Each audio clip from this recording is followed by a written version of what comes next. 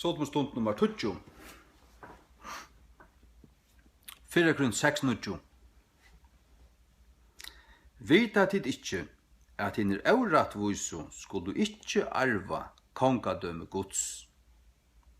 Vi ikkje vittløyter, kvørskje siløysingar, edla avgodadurskarar, edla hårdømsfremjarar, edla kvinno latier, edla misbrukarar av seg sjálven vi mannkine, edla tjauvar, edla guirier, edla drikkjumenn, edla ilmælesmenn, edla peninganøyarar skulle arva kongadømme Guds.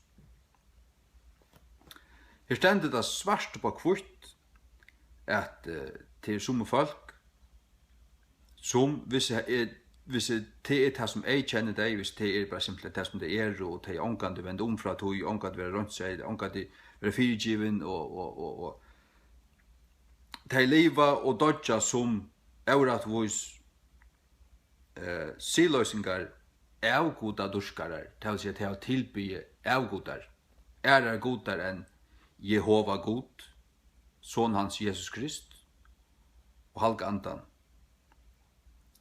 Eller hårdøms fremjarar, til hårdrøyvarar. Eller kvinno latier, til menn som dyrka til å djeva seg ut og til å spela koner. Transvesittar, som til flagga vi, altså flaggande skomnar oppi Norrlandhusen, så i havnene. Etla misbrukarar av seg sjálven vi mannkine, abusers of themselves with mankind. Misbrukar, det folk som djever seg ut i orgier av alle møvningsleie. Og i bibelskun forstand at det sodomi, varst du. Men mankind og i Bibelen det stender her i 3 Mosebok 9:20 alt det var at vi da langt lista til at du skal ikke lidja thou shalt not lie with mankind as with womankind så at mankind mannfolk det vil si at misbrukare av seg sjálven vi mannkine, til misbrukar av seg sjálven vi mannkine, vi mannfalkje. Og Bibelen sånn skriva, hon alt skriva i en kaltkins malbuna. Paulus skriver til brøvernar, omgående til syskjenene, eller til brøvernar og systranar. Nei, Bibelen hon rætt samansett. Hon sitter mannen som hødd, og konan skal være under mannen, og kjenner så plass. Og Bibelen ikke skriver kvarskjene. Bibelen tar seg ikke om folk, hun tar seg om menn.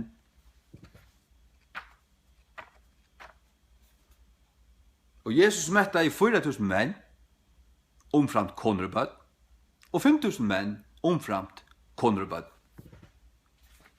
Hatt har det lilt det, og det var ikke vel. Men så la oss ta seg Guds ord. Det skulle gjøre så vel her av virring for Guds ord. Eller kunne smira lort i ansikten av det.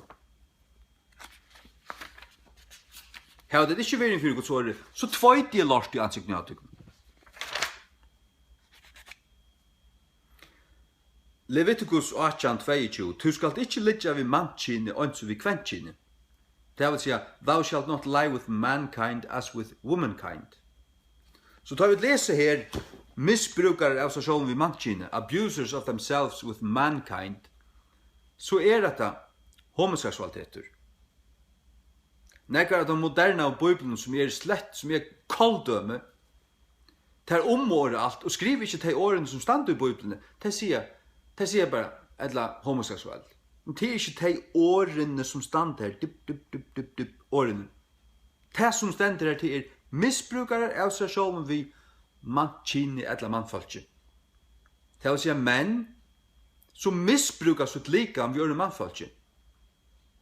Det misbruk av øynekvarjen mannslikame. Affæra vi gjør manne. Av hans akvættergjere. Det rævelig synd. Sagt du, hesi arv ikke kongadømme Guds. Og så nekve falslærere det. Tar sier til at det er bare til, altså, at det er ikke til at jeg ikke kunne komme til himmels. Nei, det er til at jeg ganger ikke inn i tar signa av støven her gjør.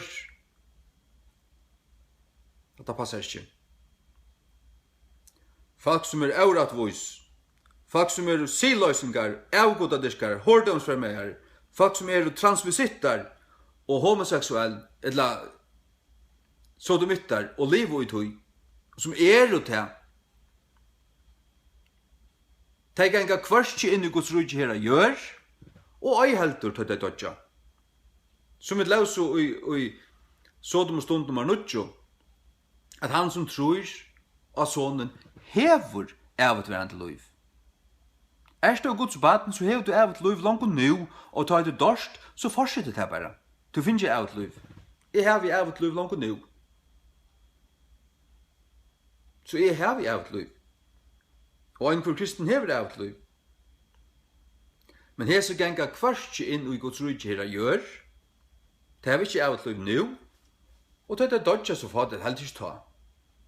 Det er ta inn lysande, det er modet altså forstanda. Det han sier her i vers 11, og slujtjer vauru summer av det. Han tåser altså til det kristne i Korint, og han sier til at så tingen her, summer av det vauru at her. Men nekkar av dem til nu, og i manngjøtene av et himmels, som i Guds rujtje, nei, ikke øyn. Til han sier, men tid tvåeier, men tid halvgeier, men tid rattvistgjørter, og i navn i Herrens Jesu, og vi anda Guds vårs. Vi vaskai, vi tvåeier, halvgeier. Jeg så vi rønnsei fra et nesten tingene her, som vers 9 taler om. Vi ikke uttøy, vi slett ikke bunden av dem, og vi gjør det heller ikke. Du kan ikke være rønnsei fra tingene, og bare være rønnsei lykka som i teoriene, men livet i det lykkevel, som babsaner vilja lære. Som av dem koster, ikke atler. Nei, han sier slujtjer vauru som av dem. Det har altså hatt det som det levde i, men nå tar det halga i rønnsei, så lever det ikke ut i møyr. Det måste du sutja. Må Herren god djeva der salvo egin til a sutja galne. Sutja og skilja og brøytast. Du måst få ljus iver åri inn i ditt hjärsta og eta det og goima det og liva det. Elska det. King James. Ontsjannans vass. Men til og rattvustgjørder i navn i Herrens Jesu, og vi anda Guds vårs, and by the Spirit of our God. Til hans versk. Ta heilig anden kommer inn i okkon. Han løyser okkon. Det hadde ikke ritual, det hadde ikke ceremoni, hadde ikke en øyngangshending. Hadde et liv. Du måste leva livet i andan. Og til himmel hvor i måneder av, nå sitter jeg og leser Guds Bibel, King James, første King James. Himmel hvor i måneder av, sier du, at henne Bibelen sier, så noe ikke fordøming for det som Kristi Jesu, ikke fordøming. Altså, hever du tro, og hever du vært i kærnen, så du, jeg har ordnet her, jeg finner ikke billettene til himmels. Jeg har ordnet her for 20 år siden, du. Den rette av Bibelen, hun sier såleis i Romerbraun 8:8. Det tessvegna nu ønsken fordøming til tøymon som i Kristi Jesu. Så heldur hun affram. Hver genga ikkje etter kjøtenen, men etter andanen. Du måst genga etter andanen. Du kan ikke leve i kjøtenen. Er du døpt til Jesus, så har du valgt å gjøre til kjøtt. Det er ikke bare en hending, og jeg har gjort det her. Nå er jeg tryggur, når jeg tar henda kvønte. Ditt likam skal omgang til oppatter, det skal gjørast. Og du skal velja kvønte at liv i andan. Vers 5. Til at har som etter kjøtten og i hoa loten av kjøtten, men tar som etter andan og loten av andan. Tog at vera kjøtlige hoaver deie, men at vera antlige hoaver luiv og friur. Jeg tog at den kjøtlige hoveren futjen skapur mot det gode, tog at han ikke undergiven for Guds lov, hvorst øy heldur kan vera. Men den andelige hoveren, han undergiven for Guds lov. Den andelige, han heldur Guds lov.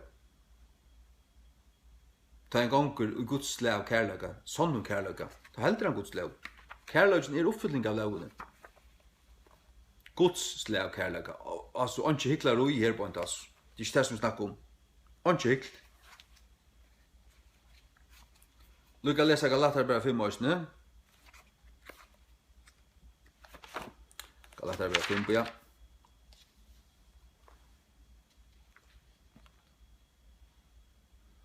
Ja. 5:16, Galaterbrevet 5:16. Hetta sier ta genju i andan og de skulle ikke fullføre gyrnd kjøtsins.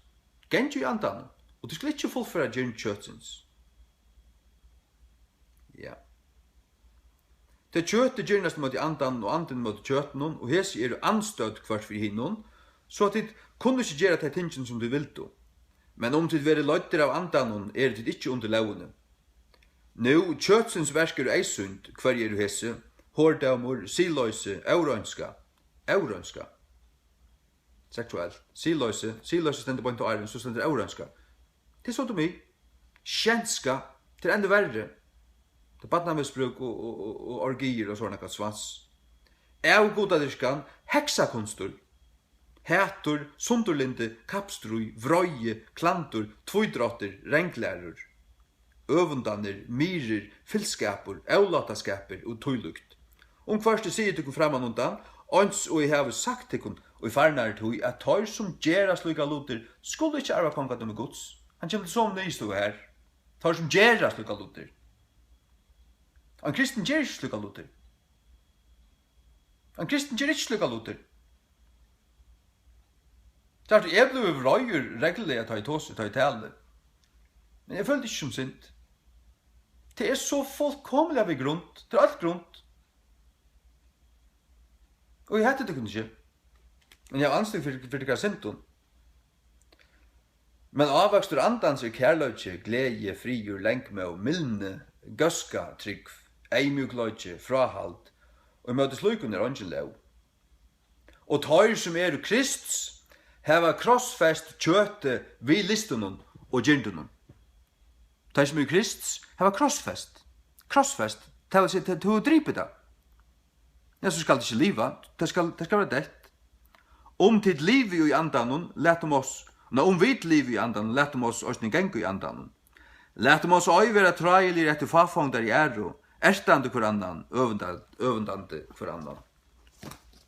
Men Jesu navn, amen.